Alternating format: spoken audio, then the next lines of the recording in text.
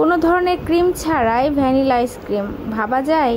বাসায় যখন ইচ্ছে হবে তখনই তৈরি করে নেওয়া যাবে। তবে এখন যেহেতু প্রচণ্ড গরম, তাই আপনারা এখনই তৈরি করে ফেলতে পারেন শুধুমাত্র ঘরে থাকা গরুর দুধ অথবা প্যাকেটের লিকুইড দুধ দিয়ে।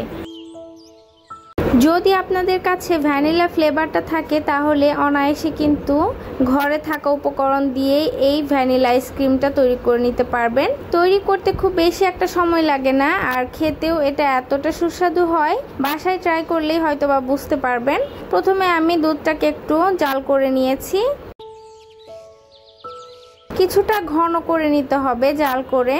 যেহেতু দুধটা দিয়ে আমরা ক্রিম তৈরি করব, তাই দুধটাকে একটু জাল করে ঘন করে নিতে হবে। দুধটা যখন একটু ঘন হয়ে আসবে তখন এখানে হাফ কাপের মতো পানি নিয়ে নিতে হবে। হাফ কাপ পানির মধ্যে আমি এখানে 10 টাকা করে যে দুধের প্যাকেট পাওয়া যায় গুঁড়ো দুধ, সেই প্যাকেটগুলির মধ্যে 2টা প্যাকেট নিয়েছি। আপনারা চাইলে এখানে 3 টেবিল চামচ গুঁড়ো দুধ ব্যবহার করতে পারেন। আর এখানে দিয়ে দিচ্ছি 2 টেবিল চামচ কর্নফ্লাওয়ার। এবার এগুলিকে একটু সময় নিয়ে খুবই ভালোভাবে মিক্সড করে নিতে হবে।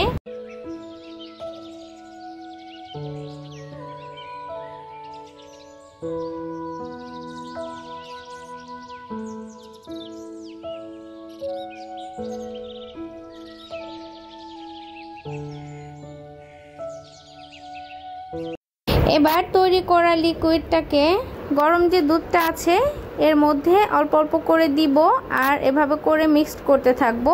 যেহেতু দুধটা গরম তাই সরাসরি এখানে এভাবে দেওয়া যাবে না, একটু মিক্সড করতে হবে আর লিকুইডটাকে ঢেলে দিতে হবে।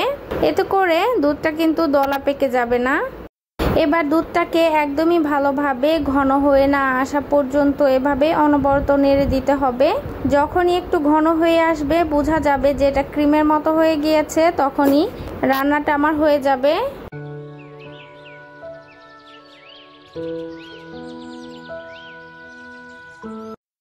এই পর্যায়ে এখানে 1 চা চামচ ভ্যানিলা এসেন্স দিয়ে দিচ্ছি।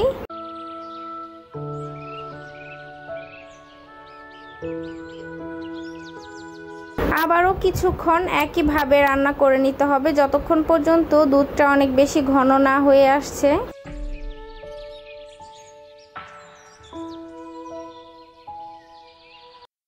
যখন দুধটা ভালোভাবে ঘন হয়ে আসবে তখন এটাকে আমি ঠান্ডা হতে রেস্টে রেখে দিব।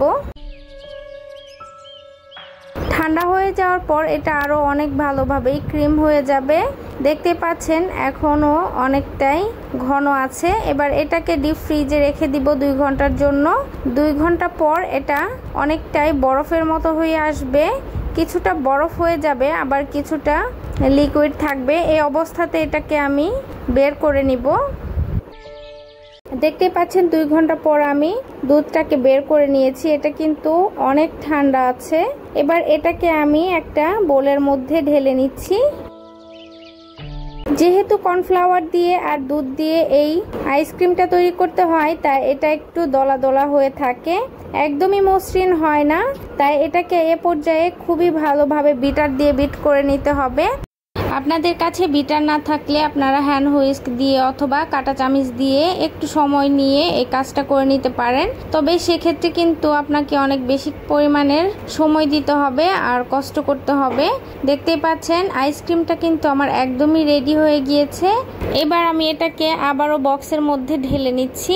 প্রথমে এটা যেমন দানা দানা ভাব ছিল, এখন কিন্তু একদমই মিহি হয়ে এসেছে। এভাবে কিন্তু আপনারা বাসায় যখন ইচ্ছে হয় তখনই আইসক্রিম তৈরি করে নিতে পারেন। বাচ্চারা কিন্তু আইসক্রিম খেতে অনেক বেশি পছন্দ করে। আপনারা আইসক্রিমের যে মোল্ডগুলো পাওয়া যায় সেগুলির মধ্যে করেও কিন্তু এই আইসক্রিমটা তৈরি করে দিতে পারবেন। তাতে করেও কিন্তু বাচ্চারা অনেক বেশি খুশি হয়ে যাবে। আইসক্রিমের বক্সটাকে এবার আমি ডিপ ফ্রিজে রেখে দিব যতক্ষণ পর্যন্ত না বরফ হয়ে যাচ্ছে, অর্থাৎ 3 থেকে 4 ঘন্টার জন্য আমি ডিপ ফ্রিজে রেখে দিব। যখন এটা ভালোভাবে বরফ হয়ে আসবে তখন এটাকে আমি বের করে, দেখতেই পাচ্ছেন কাঠবাদাম কুচি দিয়ে দিচ্ছি আর কিছুটা হোয়াইট চকলেট দিয়ে দিচ্ছি। হোয়াইট চকলেটটা একদমই মেল্ট হয়ে যাচ্ছিল, এজন্য আমি বেশি একটা দেইনি। এবার আমি আপনাদেরকে একটু কেটে দেখাই আইসক্রিমটা কতটা লোভনীয়। একদমই ফ্রেশ তরল দুধ দিয়ে কিন্তু এই আইসক্রিমটা তৈরি করেছি। একদমই স্বাস্থ্যকর। যেসব বাচ্চারা বাসায় দুধ খেতে চায় না, এভাবে করে টেকনিকেও আপনারা কিন্তু দুধ খাইয়ে দিতে পারেন। কেমন লেগেছে ভিডিওটি অবশ্যই কমেন্টস করে জানাবেন। ভালো লাগলে প্লিজ চ্যানেলটিকে সাবস্ক্রাইব করে পাশে থাকবেন। আজকের মতো এ পর্যন্তই। সবাই অনেক বেশি ভালো থাকবেন। আল্লাহ হাফেজ।